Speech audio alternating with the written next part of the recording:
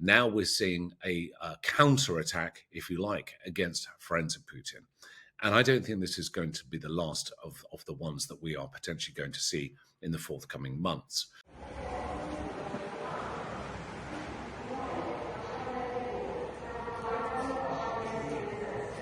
What we saw earlier this week was an attack on a prominent Russian businessman stroke paramilitary called Armen Sariksyan, who has been involved in a number of Putin-related issues, not only in the Ukraine, and especially in the Donetsk region, but has also been linked to some degrees of organized crime. And this is especially in terms of some of his activities in Armenia, which would draw focus to certainly some of the discoveries since the assassination, which was undertaken at the Red Sails luxury apartment complex right bang in the center of Moscow.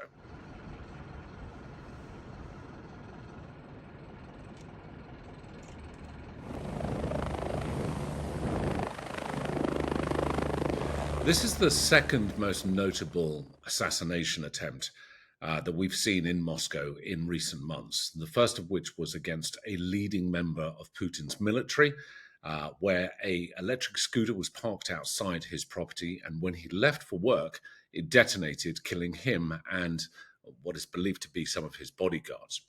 In the second instance, this particular individual, again, following a similar pattern, where a device was detonated, and from what is being released right now, although we can only hesitate to caution that some of that information is going to be withheld by the Russian authorities to the international community, that this was a suicide bomber.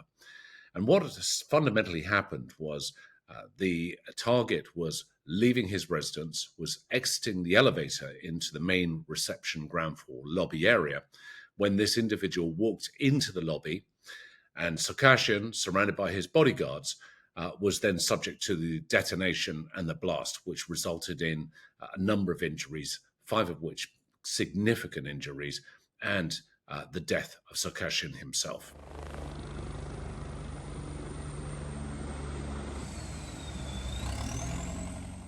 What is quite surprising is this particular development, this luxury development, houses a number of prominent Russian business people, but also others connected to the government.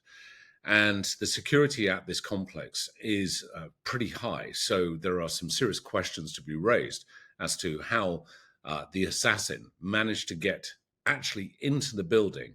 But more than that, one has to look at the advanced reconnaissance and the planning that would have gone behind this operation, because the window of opportunity for the assassin to strike would have been very limited. And what you have in this instance is probably a very short space or distance covered between the building and no doubt Sariksyan's vehicle, which one could only hesitate would have its own security obviously attached, whether that be armoring to the vehicle itself or certainly with armed security personnel to prevent that opportunity. And in most assassinations that generally will take place, it will be when someone exits from a secure area to get into another secure area, one of which being the building, the second being their vehicle. Now, in this instance, this has shown a lot of preparation and planning had gone behind this, where the individual, the suicide bomber, was able to access the building, get into that lobby, that foyer area, and detonate himself or herself, we don't know as yet whether it was male or female, within close proximity to their intended target. There are questions as to whether it could have been an inside job. It could have been someone that perhaps was directly connected, may have been afforded access to Sariksyan. However, from some of the DNA that has been released, or the results of the DNA investigation that has been released, it would appear that he was an Armenian, which would draw away from what initial speculation was that this could have been a Ukraine-sponsored operation. Now, we can't discount that necessarily, because we know many assassinations can utilize proxies, individuals that can, if you like, misdirect the investigators to who the origin or who the source is that would have motivated this attack. However, what we do understand is Sarkisian was involved in some disputes and some conflicts with Armenian individuals, perhaps involved in organized crime. But Armenia also has a long history of assassinations and terrorism, which is rarely reported within the mainstream media, but has been going on for many decades. Sarkisian could be termed as a friend of Putin, and what we know about him was he ran what was called the Arbat Battalion, and the Arbat Battalion was otherwise recognized as death squads. And many of his operations were within Donetsk, in the northeast region of Ukraine, but also in Kursk in Russia, the southern parts of Russia. Now, it's understood that he, very similar to the Wagner Group, the private military company that is used by Putin to undertake actions right across the world, not just in Ukraine, but in Africa, South America, and various other regions, that Sarkisian ran a similar kind of private military company, and it's alleged that he actually recruited former prisoners, Russian prisoners from the Donetsk region, to carry out actions on behalf of their operations. There are similarities to a Prigozhin type of assassination. There are other questions that could be raised as to whether this was striking not only at the heart of the country and very close to the Kremlin, but also almost an indirect strike against Putin himself. We know certainly those that have been on the receiving end of Putin's wrath and that have been deemed as enemies of Putin. Now we're seeing a counterattack, if you like, against friends of Putin. And I don't think this is going to be the last of the ones that we are potentially going to see in the forthcoming months.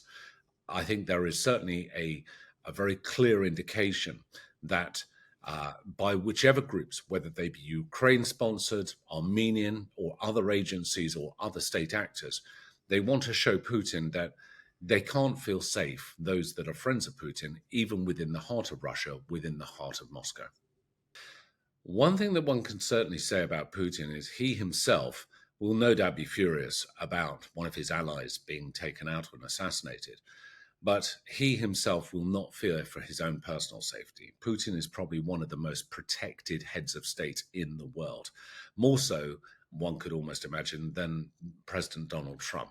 So in terms of his personal security, it's highly unlikely that he himself will feel jeopardized in the wake of this most recent assassination.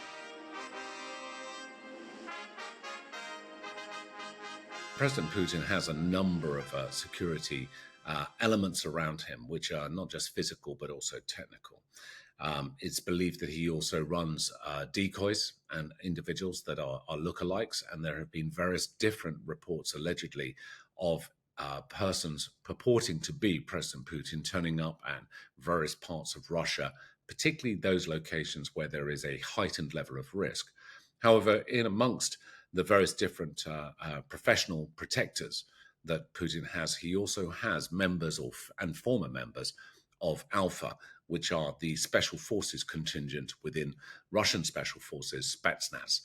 And these individuals are some of the best protectors that there are out there, and they will be ensuring that a ring of steel is maintained around him at all times.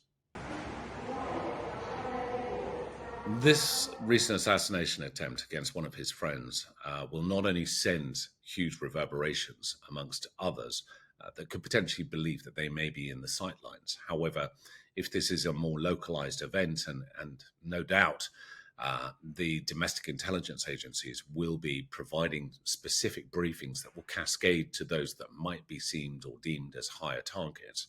But certainly many of those individuals will feel possibly at risk right now, and they will no doubt up their own personal security. But one thing that will have aggravated Putin is being struck in the heart of his homeland. And this, no doubt, will result in some repercussions in some shape or form against those that he believes are behind these actions.